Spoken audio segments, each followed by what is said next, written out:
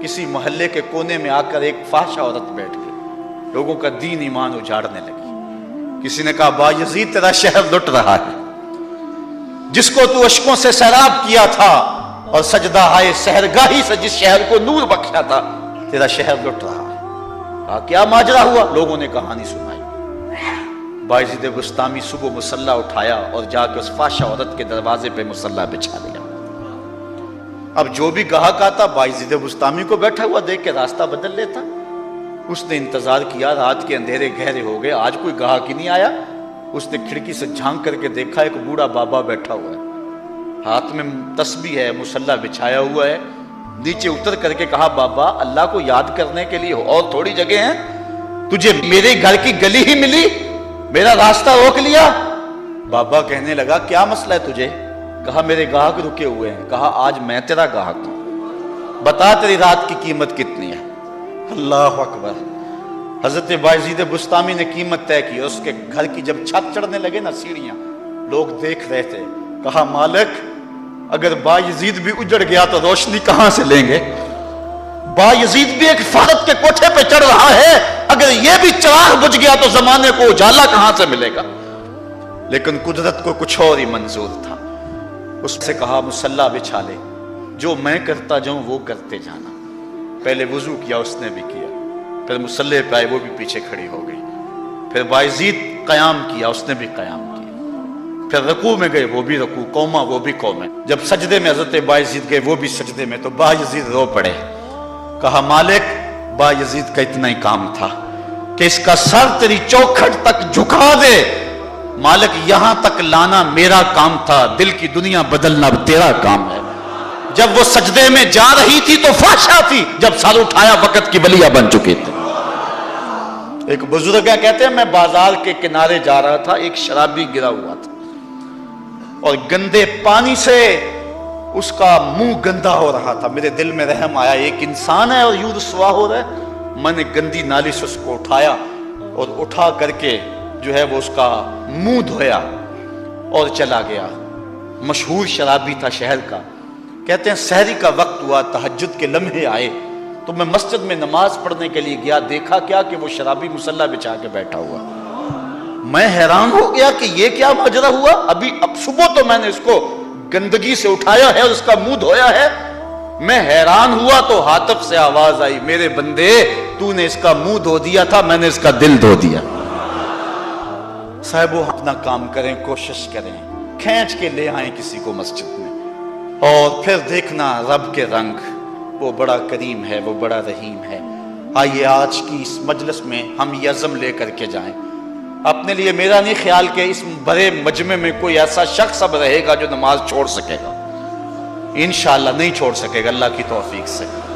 ये आपकी आंखों में तैरते हुए आंसू गवाही दे रहे हैं कि रसूलुल्लाह की निगाह भी हो रही है और अल्लाह का करम भी उतर रहा है।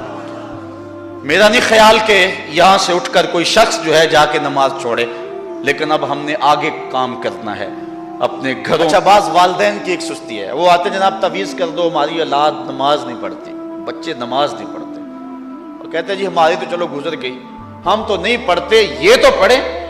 मैं कहता हूं ये क्यों पढ़े जब तुम नहीं पढ़ते?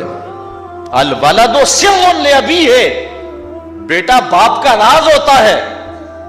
तुम मुझसे तावीज लेने आगे हो, घर छल्ला बिछा के सजदा करो, तुम्हारी औलाद भी तुम्हारे ततब्बो में सजदा करने की आदत डाल।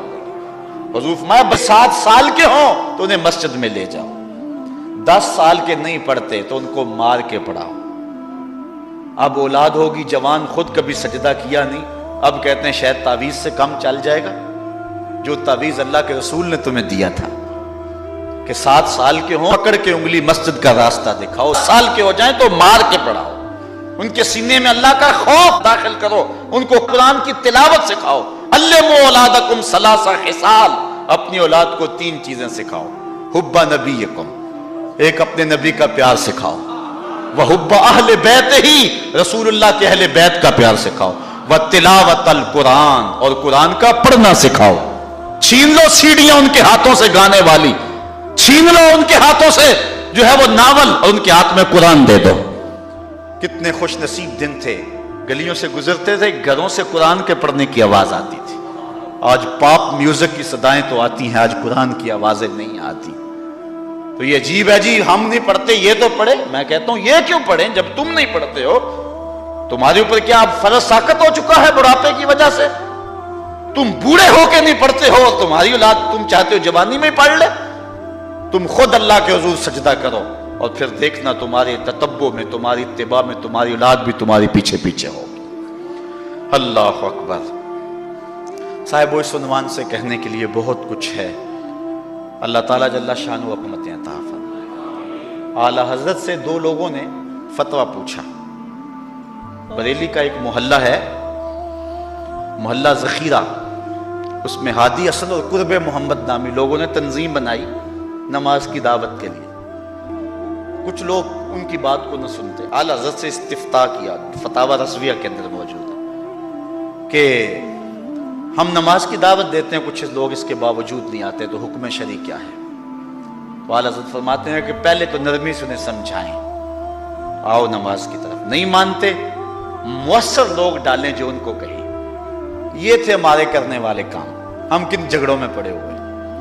مؤثر معاشرے کے لوگ تلاش کریں اور ان کو سمجھائیں، جن کی وہ مانتے ہیں، ٹالتے نہیں، ان سے سمجھائیں ان کو. اور فرماتے ہیں اگر ان کے سمجھانے سے بھی نہیں سمجھتے تو فرمایا فتویٰ پھر یہ ہے ان سے بائیکاٹ کر دیں، ان سے ترک کلام کر دیں، ان سے گفتگو چھوڑ دیں. ہم نے تو کبھی بیٹوں سے نہیں چھوڑی گفتگو. بیوی بے نماز ہو ہم ہر شے بیوی سے منوا لیتے ہیں. کبھی کہا تیرے ہاتھ کی پکی روٹی نہیں کھاؤں گا اگر تو نماز نہیں پڑھتی؟